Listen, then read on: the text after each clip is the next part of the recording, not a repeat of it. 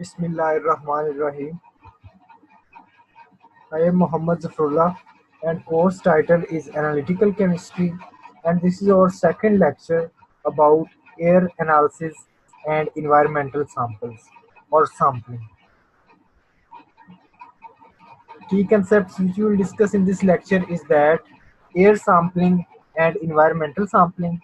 Number two, equipments required for air sampling. And number three is different types of air samplers. Three basic types of air samplers are discussed in our first lecture of air sampling, and in this lecture we will further elaborate about the types of air samplers. Now come to the equipments required for air sampling. Now we will discuss about the equipments required for air sampling. Number one, sampler calibration equipment for adjusting and correcting flow rates. So calibrator is the first equipment which is required for air sampling. So calibration is a comparison between a known measurement, the standard, and the measurement using your instrument. Typically, the accuracy of the standard should be 10 times the accuracy of the measuring device being tested. However, accuracy ratio of 3:1 is acceptable by most standard organizations. Calibration instrument for air samplers is calibration of the flow rate of air through the sampler. The collected microorganisms or other materials are associated directly to the correct volume. Therefore, airflow has to be measured accurately. Used in biological laboratory, sterile pharmaceutical factory, food processing plants, optical lenses, and electronic industry. Similarly, we can say that calibration is important for the air sampling. In the case of air sampling, calibration is the setting of airflow through the filter medium to the recommended level for the method being used. The flow should be checked before and after each sample. SKC company offers a range of calibration equipments, and the choice of which calibrator depends on available budget, accuracy required by the method, ease of the use, fit for the purpose. So, availability of budget, accuracy required, and ease of use and fit for the purpose are basic criteria to select or choose the calibrator. A calibrator can either be to a primary or secondary standard. A primary standard is an instrument that bases measurements on direct, measurable, linear dimensions that will not change over time or be altered by temperature or atmospheric pressure, such as the soap bubbles flow meter range.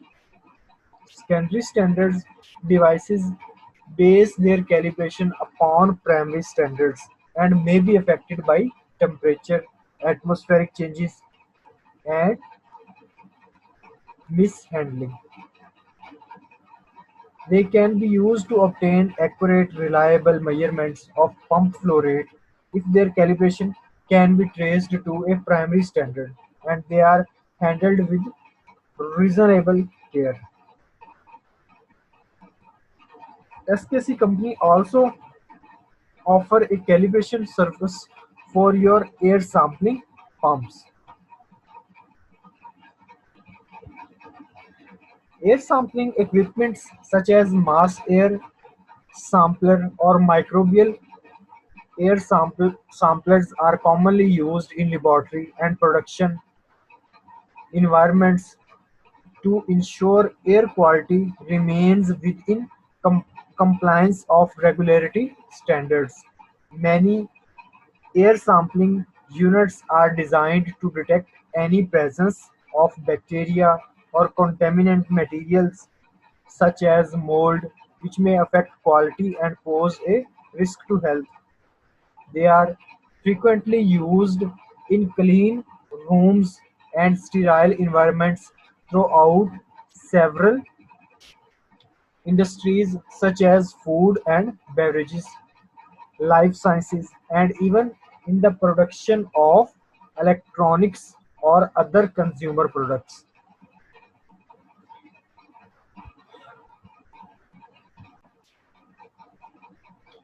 So, in first, we require calibration equipment for air sampling.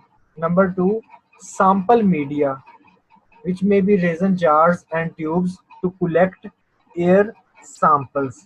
So, sample media, which may be resin jar and tubes, are also equipments that are required for air sampling. And as you know that resin is basically a solid or highly viscous substance of plant or synthetic origin that is typically convertible into polymers. Resins are usually mixture of organic compounds. So they may be used as uh, sample media to collect air samples. Now, number three component which is required for air sampling is timer. What is the role of timer? Timer to turn samples on off at designated times. So to on and off the working of air sampler, we require timers. So is the third component which is required for air sampling. Now come to the next slide. Portable generator to provide power for air sampler. So the fourth component which is required for air sampling is that portable generator. Portable generator means that which is movable. Fifth component is extension cord to connect electrical source to the sampler, because sampler works with the with the connection of electricity. So extension cord is required to connect electric source to the sampler, and role of sampler is to collect the sample. So this is the fifth component, which is extension cord. Sixth component, duct tape to hold extension cord in place. To keep extension cord in a limited area, duct tape is required. So this is the sixth component. And seventh component which is required for air sampling is the disposable gloves to prevent sample contamination. And it is very important that the disposable gloves are required, which should be hygienic to prevent the sample contamination. So this is the eighth component of air sampling. So in this slide we discussed that we require portable generator, extension cord, duct tape, and disposable gloves for the air sampling. Now come to the next slide. Further, ninth component which is required for air sampling is silicone grease to attach sample media tubes onto the samplers. So for the attachment of sample media tubes on the sampler, silicone grease is required. Number 10, plastic bags and twist ties to package air samplers. So plastic bags and twist ties are required to package air samplers. And number 11 is ice chest to provide storage and security of sample. So ice chest is also required for the security of sample, and dry ice to keep air samples cold during shipment and storage. and dry ice is also important. In this slide, we discuss that silicone grease, plastic bags, ice chest, and dry ice is required as a equipment for air sampling. Now, what is ice chest and dry ice? Dry ice is colder than the usual ice made from frozen water. It is frozen carbon dioxide gas at a temperature of minus 109.3 Fahrenheit or 78.5 degree Celsius. So, or colder. Compared with water ice at 32 Fahrenheit or 0 degree Celsius or colder. Because it is colder to begin with, it should be more effective at keeping your ice just cold. So, dry ice is basically the frozen, is usually made from frozen water, and it may be cooled carbon dioxide gas at a temperature of minus 78.5 degrees centigrade. Now come to the next slide. Weather recording instrument to document wind speed and direction.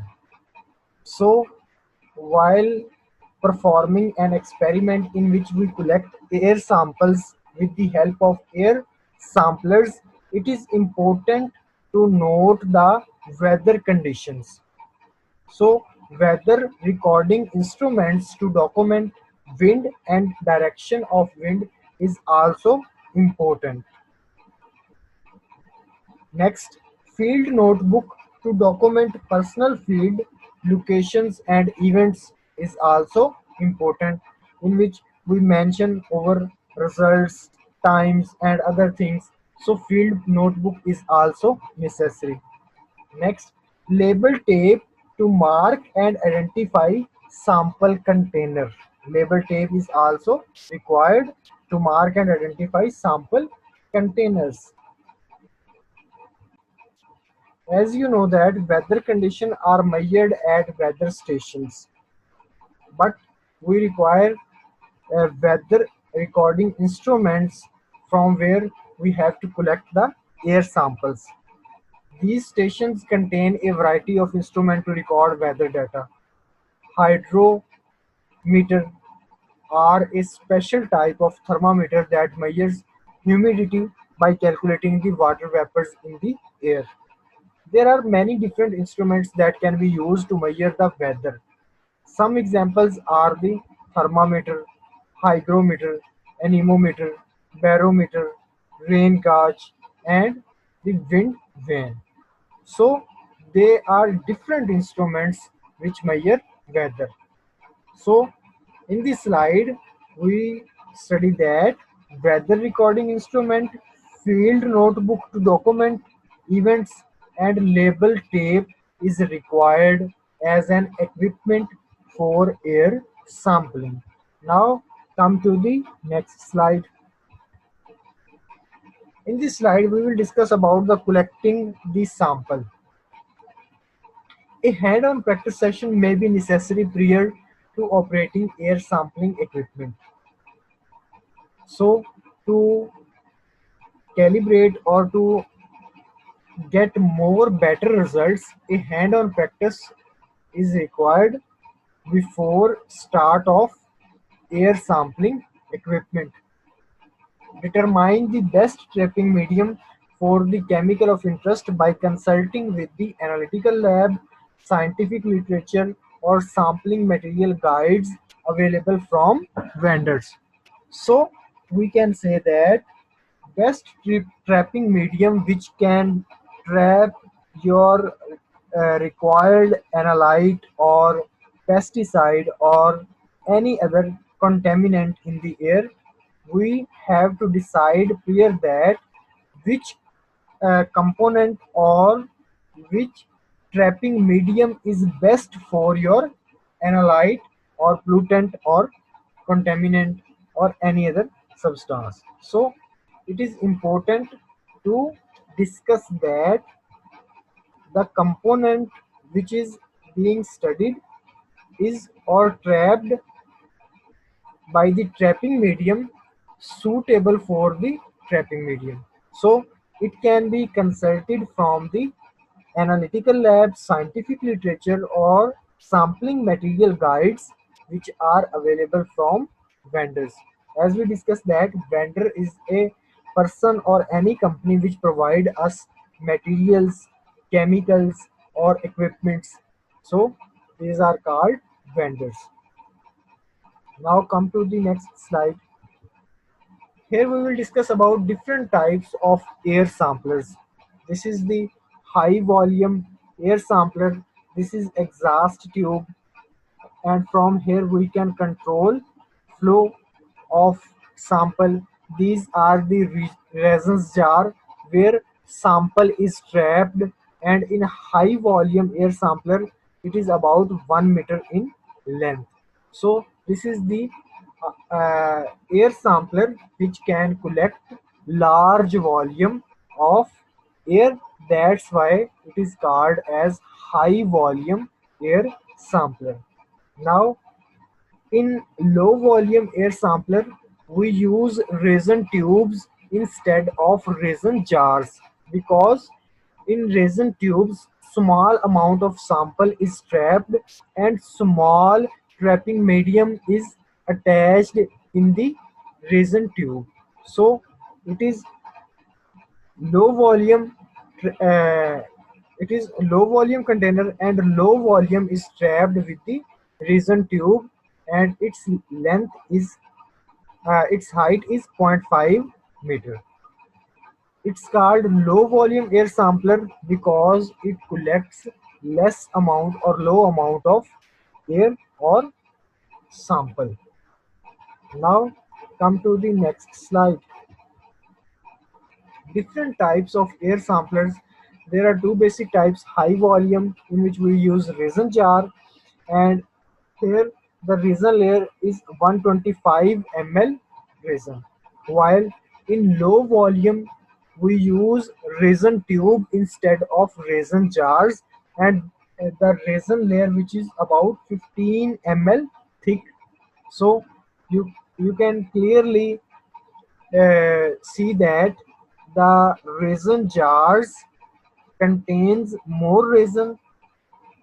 That's why it collects more sample, while low volume sample contains resin tube which consists of less amount of resin.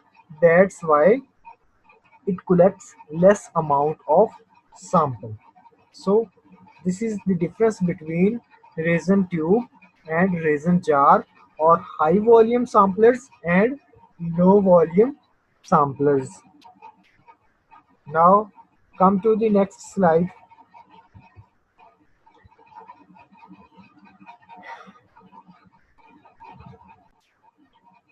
In our first point of this lecture, we discussed that we require calibrator to calibrate the instrument, and here is the bubble calibrator which is uh, made by SKC company, best company, and this bubble calibrator calibrate over air sampler, and air sampler contains pre-packed sorbent tube, and this is the low flow personal air sampler, and it is also made from SKC best company.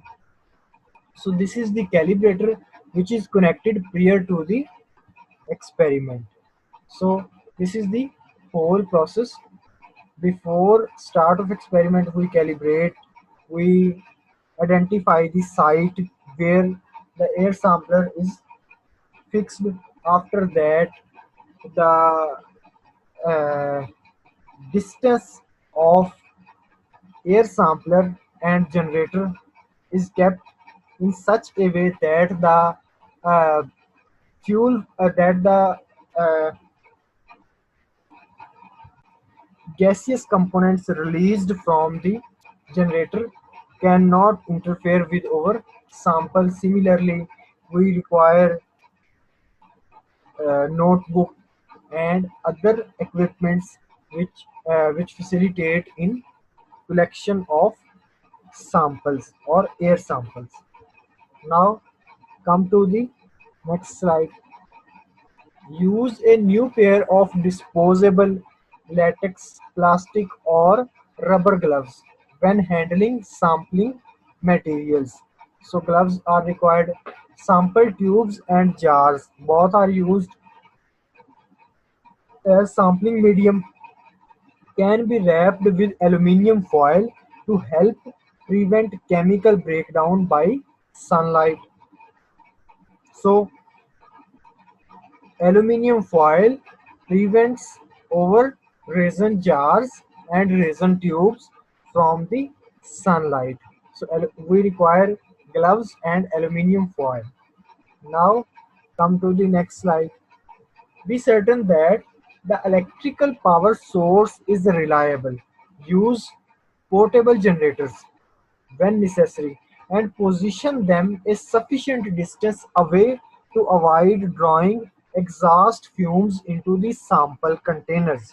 So I discussed earlier that the distance of the portable generator and over air sampler is is sufficient that the fumes from the exhaust of generator cannot interfere over results. They cannot mix with the sample and collected in the air sampler. So to avoid contamination, keep sufficient distance of generator, portable generator and air sampler. Now come to the next slide. Typical sample runtime may vary from less than 1 hour to 24 hours or more. The distance from the pesticide source to the sampler site can vary but is generally within 100 meters, and the flow rate of the sampler can range from millimeters per minute to 100 liters per minute or more. Here, one more important phenomena is discussed, that the distance from the source of pesticides and air sampler is also very important, and it should be kept within the range of 100 meters, so that to get better results this distance should be maintained between air sampler and the source site of pesticides.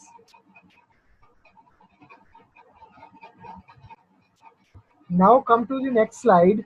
For a very general rule of thumb, expected concentration in parts per trillion to low parts per billion range would indicate a choice of longer runtime, shorter distance from the pesticide source to the sample site, and higher flow rates. So that's why all the parameters should be adjusted in such a way that we get better results. So for this reason, distance from the pesticide source should be maintained, distance of portable generator and air sampler should be sufficient that the fumes cannot interfere. Similarly, time of exposure of air sampler to the sample is also important. Similarly, flow rate should be maintained, and shorter distance from pesticide source to sample sites are important. Now come to the next slide. Expected concentration in the high ppb to ppm range would indicate shortened runtime, longer distance from the pesticide source to the sample site, and lower flow rates. So if the expected concentration in the high ppb to ppm range, it clearly indicated that we run the sample or air sampler for a shorter time, distance between pesticide source and sample site is large and lower flow rates. So we can say that all these parameters are very important to for air sampling. Now come to the next slide. It is useful to document wind speed and direction during all sampling periods for outdoor air sampling. So wind speed is also very important as discussed earlier, as the relationship between these parameters and the sampler location will aid in interpreting pesticides concentration value. So these are very important things, that wind speed and other parameters. In this lecture, we discussed about the equipments which are required for air sampling and conditions which are suitable to perform air sampling.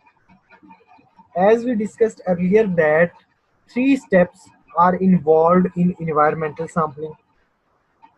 Number one, development of sampling plan. Number two, collection of the sample. And number three, preservation of the sample during transportation and storage. Now, development of the plan. To do a successful environmental study, it is necessary to have a plan of action, a sampling plan. If the content of heavy metal, for example, in a river is being studied, for example, the purpose might be to examine the effect of these metals on fish, or it might be to monitor the content because the river is a drinking water source. The sampling plan will be different for each of these purposes. The first step is to clearly define the problem being studied and identify the environmental population of interest. So, some of the major steps involved in development of a successful study are as follows. Number one, clearly outline the goal of the study. Decide what hypothesis is to be tested and what data should be generated to obtain significant information. Identify the environmental population or area of interest as discussed earlier, that the pesticide source and over air sampler should be within a range of 100 meters. So it is important to identify the environmental population or area of interest. Obtained information about the physical environment. Weather patterns, for instance, are important if air samples are to be taken. Research the site history is also important. Carry out literature search and examine data from similar studies previously carried out. This can provide information about trends and variability in the data. In the absence of previous data, a pilot study may be necessary to generate preliminary information on which to base a more detailed study. Identify the measurements procedures to be used because these affects the way samples are collected and handled. Develop an appropriate field sampling design. Decide how many samples are to be collected and delimit the time and area to be covered by the study. Determine the frequency of the sample to be taken, both in time and space, depending upon the project objectives. Decide if, for example, 24-hour integrated sample will be collected or individual sample will be taken every few hours. Develop a plan to ensure and document the quality of each of the process involved in study sampling, laboratory analysis, contamination control, etc.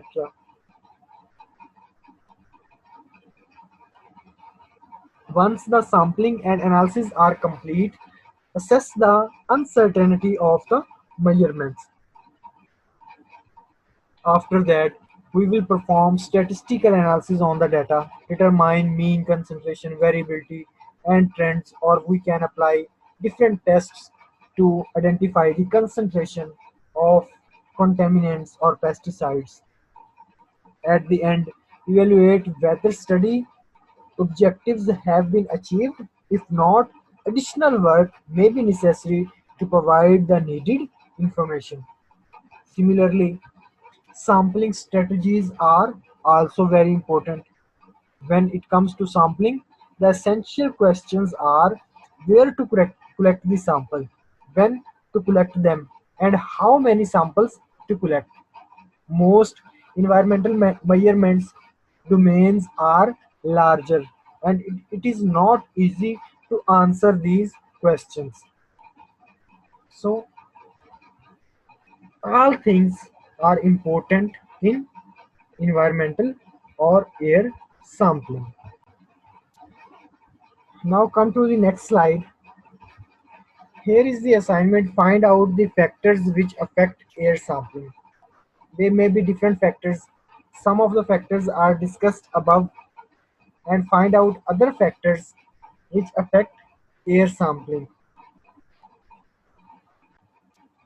In our next lecture, we will discuss about the sampling classification, shipping and storage of air samples, and similarly, we will discuss about the quality control and quality assurance of air samples.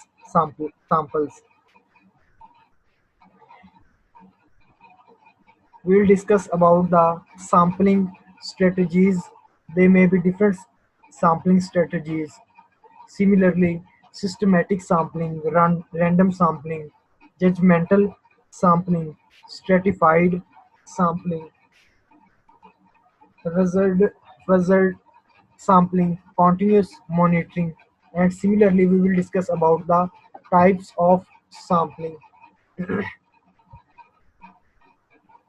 They may be grab sampling, composite samples, and we will also discuss a little about the statistical aspects of sampling.